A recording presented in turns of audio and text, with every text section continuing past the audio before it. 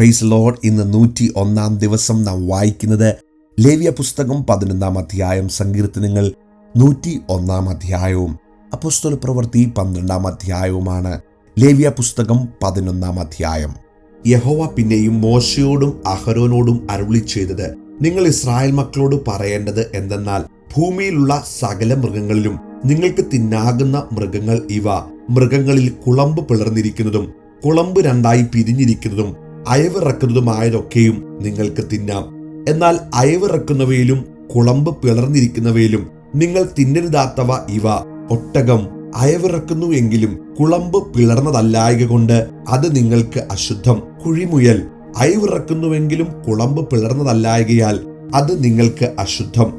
മുയൽ അയവിറക്കുന്നുവെങ്കിലും കുളമ്പ് പിളർന്നതല്ലായകയാൽ അത് നിങ്ങൾക്ക് അശുദ്ധം.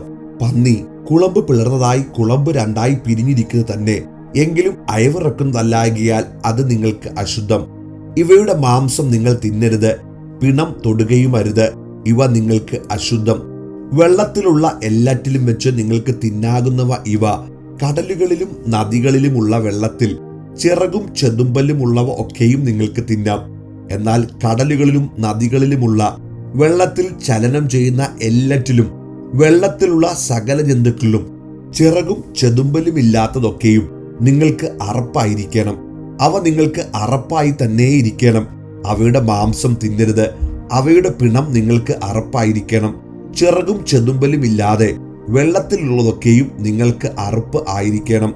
പക്ഷികളിൽ നിങ്ങൾക്ക് അറപ്പായിരിക്കേണ്ടുന്നവ ഇവ. അവയെ തിന്നരുത്, അവ അറപ്പാകുന്നു.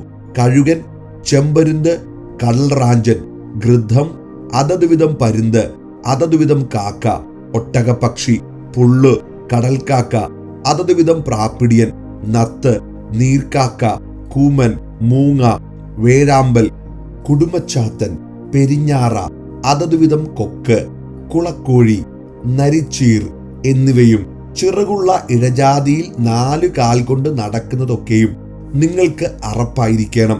എങ്കിലും ചിറകുള്ള ഇഴജാതിയിൽ 4 കാൽ കൊണ്ട് നടക്കുന്ന എല്ലാറ്റിലും നിലത്ത് കുതിക്കേണ്ടതിന് കാലിന്മേൽ തുടയുള്ളവയെ നിങ്ങൾക്ക് തിന്നാം. അവയിൽ അതതുവിധം വെട്ടുക്കിളി, അതതുവിധം വിട്ടിൽ, അതതുവിധം ചീവീട്, അതതുവിധം തുള്ളൻ എന്നിവയെ നിങ്ങൾക്ക് തിന്നാം. ചിറകും 4 കാലുമുള്ള ശേഷം ഇഴജാതിയൊക്കെയും നിങ്ങൾക്ക് അറപ്പായിരിക്കണം. അവയാൽ നിങ്ങൾ അശുദ്ധരാകും. അവയുടെ പിണം തൊടുന്നവനെല്ലാം സന്ധ്യ വരെ അശുദ്ധനായിരിക്കണം. അവയുടെ പിണം വഹിക്കുന്നവനെല്ലാം വസ്ത്രമലക്കി സന്ധ്യ വരെ അശുദ്ധനായിരിക്കണം. കുളമ്പ് പിളർന്നതെങ്കിലും കുളമ്പ് രണ്ടായി പിരിയാതെയും അയവിറക്കാതെയും ഇരിക്കുന്ന സകല മൃഗവും നിങ്ങൾക്ക് അശുദ്ധം. അവയെ തൊടുന്നവനെല്ലാം അശുദ്ധനായിരിക്കണം. 4 കാൽ കൊണ്ട് നടക്കുന്ന സകല മൃഗങ്ങളിലും ഉള്ളങ്കാൽ പതിച്ചു നടക്കുന്നവ ഒക്കെയും നിങ്ങൾക്ക് അശുദ്ധം. അവയുടെ പിണം തൊടുന്നവനെല്ലാം സന്ധ്യ വരെ അശുദ്ധനായിരിക്കണം. അവയുടെ പിണം വഹിക്കുന്നവൻ വസ്ത്രമലക്കി സന്ധ്യ വരെ അശുദ്ധനായിരിക്കണം. അവ നിങ്ങൾക്ക് അശുദ്ധം. നിലത്ത് ഇഴയുന്ന ഇഴജാതിയിൽ നിങ്ങൾക്ക് അശുദ്ധമായവ ഇവ. പെരിഞ്ചാഴി, എലി, അതതുവിധം ഉടുമ്പ്, അളുങ്ക്, ഓന്ത്, പല്ലി, അരണ, തുരവൻ, എല്ലാ ഇഴജാതിയിൽ വെച്ച് ഇവ നിങ്ങൾക്ക് അശുദ്ധം. അവ ചത്ത ശേഷം അവയെ തൊടുന്നവനെല്ലാം സന്ധ്യ വരെ അശുദ്ധനായിരിക്കണം. ചത്ത ശേഷം അവയിൽ ഒന്ന് ഏതിന്മേലെങ്കിലും വീണാൽ അതൊക്കെയും അശുദ്ധമാകും. അത് മരപാത്രമോ വസ്ത്രമോ തോലോ ചാക്കുശീലയോ വേലയ്ക്ക് ഉപയോഗിക്കുന്ന പാത്രമോ എന്തായാലും വെള്ളത്തിൽ ഇടണം. അത് സന്ധ്യ വരെ അശുദ്ധമായിരിക്കണം, പിന്നെ ശുദ്ധമാകും. അവയിൽ യാതൊന്നിനെങ്കിലും ഒരു മൺപാത്രത്തിനകത്തു വീണാൽ അതിനകത്തുള്ളത് ഒക്കെയും അശുദ്ധമാകും. നിങ്ങളത് ഉടച്ചു കളയണം. തിന്നുന്ന വല്ല സാധനത്തിന്മേലും ആ വെള്ളം വീണാൽ അത് അശുദ്ധമാകും. കുടിക്കുന്ന വല്ല പാനീയവും ആ വക പാത്രത്തിലുണ്ടെങ്കിൽ അത് അശുദ്ധമാകും. അവയിൽ ഒന്നിന്റെ പിണം വല്ലതിന്മേലും വീണാൽ അതൊക്കെയും അശുദ്ധമാകും. അടുപ്പോ തീച്ചട്ടിയോ ഇങ്ങനെ എന്തായാലും അത് തകർത്ത് കളയണം. അവ അശുദ്ധമാകുന്നു. അവ നിങ്ങൾക്ക് അശുദ്ധമായിരിക്കണം. എന്നാൽ നീരുറവും വെള്ളമുള്ള കിണറും ശുദ്ധമായിരിക്കും. പിണം തൊടുന്നവനോ അശുദ്ധനാകും. വിതയ്ക്കുന്ന വിത്തായ വല്ല ധാന്യത്തിന്മേലും അവയിൽ ഒന്നിന്റെ പിണം വീണാലും അത് ശുദ്ധമായിരിക്കും. എന്നാൽ വിത്തിൽ വെള്ളമൊഴിച്ചിട്ട് അവയിൽ ഒന്നിന്റെ പിണം അതിന്മേൽ വീണാൽ അത് അശുദ്ധം. നിങ്ങൾക്ക് തിന്നാകുന്ന ഒരു മൃഗം ചത്താൽ അതിന്റെ പിണം തൊടുന്നവൻ സന്ധ്യ വരെ അശുദ്ധനായിരിക്കണം. അതിന്റെ പിണം തിന്നുന്നവൻ വസ്ത്രം അലക്കി സന്ധ്യ വരെ അശുദ്ധനായിരിക്കണം. അതിന്റെ പിണം വഹിക്കുന്നവനും വസ്ത്രമലക്കി സന്ധ്യ വരെ അശുദ്ധനായിരിക്കണം. നിലത്ത് ഇഴയുന്ന ഇഴജാതിയെല്ലാം അറുപ്പാകുന്നു, അതിനെ തിന്നരുത്. ഉരസ്സുകൊണ്ട് ചരിക്കുന്നതും 4 കാൽ കൊണ്ട് നടക്കുന്നതുമല്ലെങ്കിൽ അനേകം കാലുള്ളതായി നിലത്ത് ഇഴയുന്നതുമായ യാതൊരു ഇഴജാതിയെയും നിങ്ങൾ തിന്നരുത്, അവ അറുപ്പാകുന്നു. യാതൊരു ഇഴജാതിയെക്കൊണ്ടും നിങ്ങളെ തന്നെ അറുപ്പാക്കരുത്. അവയാൽ നിങ്ങൾക്ക് മലിനപ്പെടുമാറ് നിങ്ങളെ തന്നെ അശുദ്ധമാക്കുകയും അരുത്. ഞാൻ നിങ്ങളുടെ ദൈവമായ യഹോവയാകുന്നു. ഞാൻ വിശുദ്ധനാകയാൽ നിങ്ങൾ നിങ്ങളെ തന്നെ വിശുദ്ധീകരിച്ച് വിശുദ്ധന്മാരായിരിക്കണം. ഭൂമിയിൽ ഇഴയുന്ന യാതൊരു ഇഴജാതിയാലും നിങ്ങളെ തന്നെ അശുദ്ധമാക്കരുത്. ഞാൻ നിങ്ങൾക്ക് ദൈവമായിരിക്കേണ്ടതിന് നിങ്ങളെ മിസ്രയീം ദേശത്തു നിന്ന് പുറപ്പെടുവിച്ച യഹോവയാകുന്നു. ഞാൻ വിശുദ്ധനാകയാൽ നിങ്ങളും വിശുദ്ധന്മാരായിരിക്കണം. ശുദ്ധവും അശുദ്ധവും തമ്മിലും തിന്നാകുന്ന മൃഗത്തെയും തിന്നരുതാത്ത മൃഗത്തെയും തമ്മിലും വകതിരിക്കേണ്ടതിന് ഇത് മൃഗങ്ങളെയും പക്ഷികളെയും വെള്ളത്തിൽ ചലനം ചെയ്യുന്ന സകല ജന്തുക്കളെയും നിലത്ത് ഇഴയുന്ന ജന്തുക്കളെയും പറ്റിയുള്ള പ്രമാണമാകുന്നു. 101 സങ്കീർത്തനം. ഞാൻ ദയയെയും ന്യായത്തെയും കുറിച്ച് പാടും. യഹോവേ, ഞാൻ നിനക്ക് കീർത്തനം പാടും. ഞാൻ നിഷ്കളങ്ക മാർഗത്തിൽ ശ്രദ്ധ വയ്ക്കും. എപ്പോൾ നീ എൻ്റെ അടുക്കൽ വരും? ഞാൻ എൻ്റെ വീട്ടിൽ നിഷ്കളങ്ക ഹൃദയത്തോടെ പെരുമാറും. ഞാനൊരു നീചകാര്യം എൻ്റെ കണ്ണിൻ്റെ മുമ്പിൽ വെക്കുകയില്ല. ക്രമം കെട്ടവരുടെ പ്രവൃത്തിയെ ഞാൻ വെറുക്കുന്നു, അത് എന്നോട് ചേർന്ന് പറ്റുകയില്ല. വക്രഹൃദയം എന്നോട് അകന്നിരിക്കും, ദുഷ്ടതയെ ഞാൻ അറിയുകയില്ല. കൂട്ടുകാരനെക്കുറിച്ച് ഏഷ്ണി പറയുന്നവനെ ഞാൻ നശിപ്പിക്കും. ഉന്നതഭാവവും നിഗളഹൃദയവും ഉള്ളവനെ ഞാൻ സഹായിക്കുകയില്ല. ദേശത്തിലെ വിശ്വസ്തന്മാർ എന്നോടുകൂടെ വസിക്കേണ്ടതിന് എൻ്റെ ദൃഷ്ടി അവരുടെ മേലിരിക്കുന്നു. നിഷ്കളങ്ക മാർഗത്തിൽ നടക്കുന്നവൻ എന്നെ ശുശ്രൂഷിക്കും. വഞ്ചന ചെയ്യുന്നവൻ എൻ്റെ വീട്ടിൽ വസിക്കയില്ല. ഭോഷ്കു പറയുന്നവൻ എൻ്റെ മുമ്പിൽ ഉറച്ചു നിൽക്കയില്ല.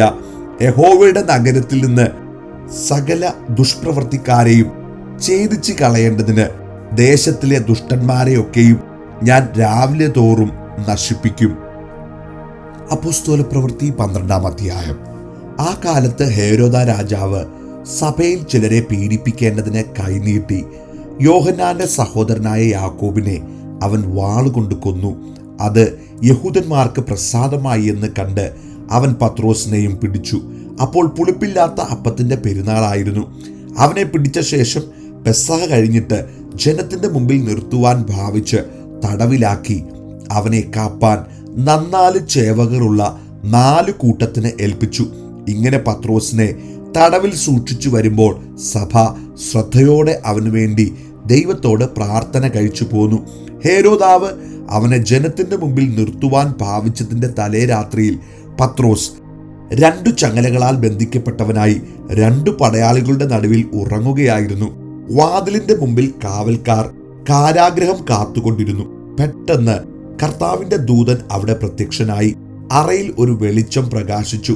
അവൻ പത്രോസിനെ വിലാപ്പുറത്ത് തട്ടി, വേഗം എഴുന്നേൽക്ക എന്ന് പറഞ്ഞ് അവനെ ഉണർത്തി.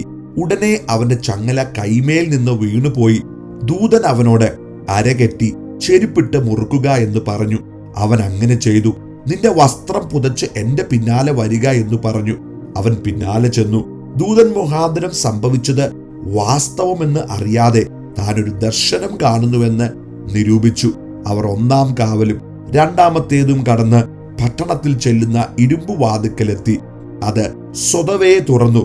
അവർ പുറത്തിറങ്ങി ഒരു തെരുവ് കടന്നു. ഉടനെ ദൂതൻ അവനെ വിട്ടുപോയി. പത്രോസിന് സുബോധം വന്നിട്ട് കർത്താവ് തന്റെ ദൂതനെ അയച്ച് ഹേരോദാവിന്റെ കയ്യിൽ നിന്നും യഹൂദ ജനത്തിന്റെ സകല പ്രതീക്ഷയിൽ നിന്നും എന്നെ വിടുവിച്ചുവെന്ന് ഞാനിപ്പോൾ വാസ്തവമായി അറിയുന്നുവെന്ന് അവൻ പറഞ്ഞു. ഇങ്ങനെ ഗ്രഹിച്ചു ശേഷം അവൻ മർക്കോസ് എന്ന് മറുപേരുള്ള യോഹന്നാന്റെ അമ്മ മറിയയുടെ വീട്ടിൽ ചെന്നു. അവിടെ അനേകർ ഒരുമിച്ച് കൂടി പ്രാർത്ഥിച്ചുകൊണ്ടിരുന്നു. അവൻ പടിപ്പുര വാതിക്കൽ മുട്ടിയാറെ രോധ എന്നൊരു ബാല്യക്കാരത്തി വിളി കേൾപ്പാൻ അടുത്തു വന്നു. പത്രോസിന്റെ ശബ്ദം തിരിച്ചറിഞ്ഞു. സന്തോഷത്താൽ പടിവാതിൽ തുറക്കാതെ അകത്തേക്ക് ഓടി. പത്രോസ് പടിപ്പുരയ്ക്കൽ നിൽക്കുന്നു എന്ന് അറിയിച്ചു.